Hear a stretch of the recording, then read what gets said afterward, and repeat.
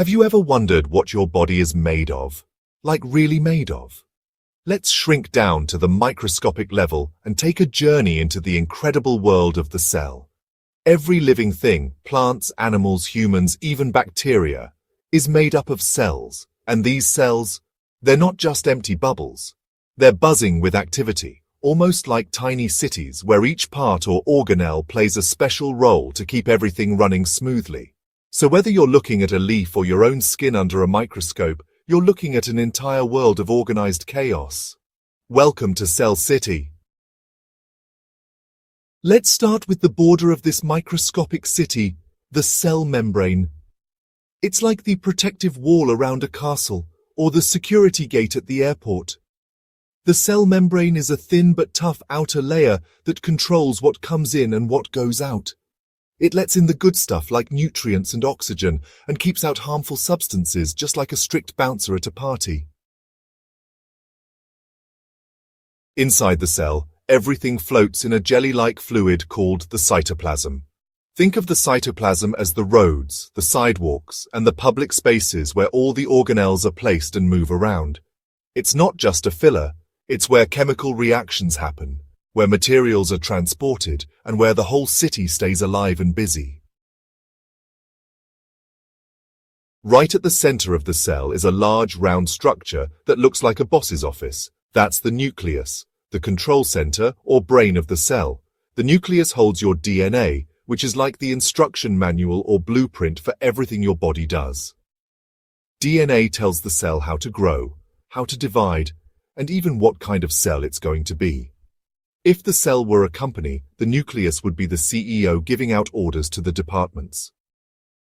Inside the nucleus, you'll also find the nucleolus, which is like a smaller office that produces ribosomes, tiny but mighty structures that build proteins. Speaking of ribosomes, these little dots are either floating freely in the cytoplasm or stuck onto a network of folded membranes called the endoplasmic reticulum, or ER for short. The ER is like a giant conveyor belt system. It comes in two versions, the rough ER, which has ribosomes attached to it and helps with building and transporting proteins, and the smooth ER, which doesn't have ribosomes and focuses on making fats and detoxifying chemicals. If you imagine a factory, the rough ER is the production line where workers assemble parts, and the smooth ER is where lipids or fats are made and harmful waste is processed. These two ERs work together like departments in a big manufacturing plant. Once the proteins are made, they're not just left lying around. They need to be packaged, labeled, and shipped to the right place. That's where the Golgi apparatus comes in. This organelle looks like a stack of pancakes or folded ribbons and acts like the cell's post office or packaging center. It modifies proteins, adds tags to them so they go to the right destination, and then packs them into small vesicles that transport them within the cell or send them outside. It's kind of like the Amazon fulfillment center of the cell, receiving, packaging, labeling, and shipping 24/7. But none of this activity could happen without energy, right? That's why we need to zoom in on the mitochondria, often called the powerhouse of the cell. These bean-shaped organelles are where glucose or sugar is broken down to release energy in the form of a molecule called ATP. It's like a power station, burning fuel to provide electricity to the entire city. Without mitochondria, the cell wouldn't have the energy to do anything. Here's a fun fact. Mitochondria even have their own DNA, and scientists think they might have once been independent organisms that merged with larger cells millions of years ago. Mind-blowing. As with any busy city, there's bound to be trash and broken parts lying around. That's where the lysosomes come in. Think of them as the cell's garbage disposal or recycling center. These small, round structures are filled with powerful enzymes that break down waste, digest old organelles, and clean up the cell's messes. If there's something broken or harmful inside the cell, lysosomes get rid of it. Without them, the cell would fill up with junk and quickly stop working. Let's not forget about vacuoles. In animal cells, vacuoles are usually small and store things like water, salts, and food particles. But in plant cells, there's typically one large central vacuole that takes up most of the cell's space. It's like a huge water tank, storing nutrients and maintaining pressure to keep the plant upright and healthy. When the vacuole is full, the plant stands tall. When it's empty, the plant wilts. It's a pretty clever system.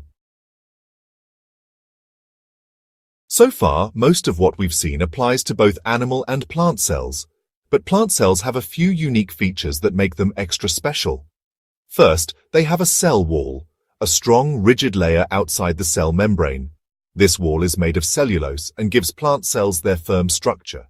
If you've ever wondered why plants can grow tall and stiff without bones, it's thanks to the cell wall. It also helps protect the cell from damage and maintains its shape, kind of like a brick wall supporting a building. Now here's something super cool. Chloroplasts. These are the green organelles found only in plant cells and some algae. They contain a pigment called chlorophyll, which captures sunlight and uses it to perform photosynthesis. That means chloroplasts can literally turn sunlight, carbon dioxide, and water into sugar and oxygen. It's like a solar panel that makes food instead of electricity. That sugar then travels to the mitochondria to be turned into usable energy. So yes, in plants, chloroplasts and mitochondria are teammates, turning light into sugar and then sugar into energy. How amazing is that? So let's quickly zoom out and compare. Both plant and animal cells have membranes, cytoplasm, a nucleus, ribosomes, Golgi apparatus, mitochondria, lysosomes, and vacuoles. But plant cells have a cell wall and chloroplasts, and their vacuole is much larger. That's why plant cells look more rectangular under a microscope, while animal cells are more rounded and flexible. Throughout this journey, we've seen how a cell is not just a random blob. It's an organized, efficient, and incredibly complex system. The nucleus runs the show, the ribosomes and make the products, the Golgi packages them, the mitochondria power it all, the lysosomes clean up, and the vacuoles store supplies. In plant cells, the chloroplasts capture sunlight, and the cell wall keeps everything standing tall. Together, they create a living, breathing city, one so small we need a microscope to see it, but so vital that life wouldn't exist without it. And now it's your turn to think like a cell scientist. Which organelle do you think is the most important?